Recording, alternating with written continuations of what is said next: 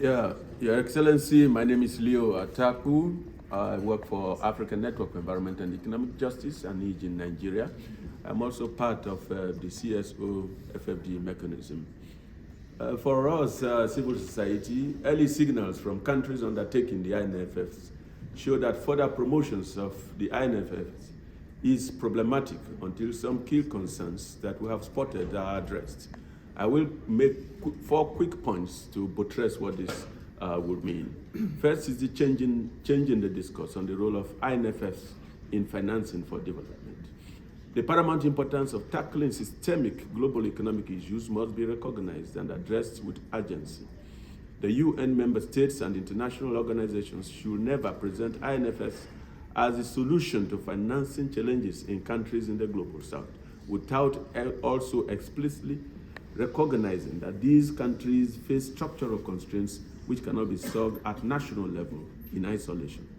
The second point is on central role of civil society organizations and people's movement. I only want to add that the distinctive role of representative CSOs and people's movement should never be conflicted with the role of other stakeholders, such as the private sector, through the multi-stakeholder processes.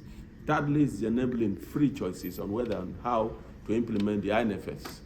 Global North countries and international organizations should not promote INFFs to Global South countries, but rather should allow peoples of the Global South the freest possible choice about whether they wish to adopt the INFFs.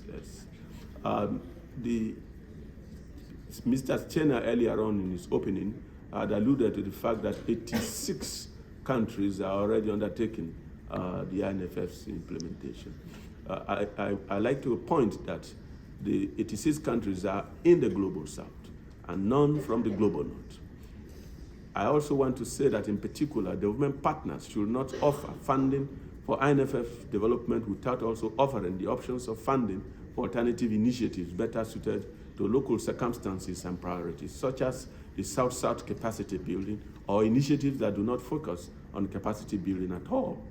Global South countries that do not choose to develop INFFs should be free to choose in full consultation with representatives of CSOs and people's movement. Lastly is rebalancing the INFF policy options away from risky reforms. The INFF guidance should be updated to make prominent and binding natures of countries' obligations under the UN treaties, including on human rights and the environment. The INFF guidance should emphasize much more frequently that INFF decision-making is fundamentally a political exercise, no matter how scientific and the details may seem. This can help mitigate the risk that political choices go undebated. I thank you.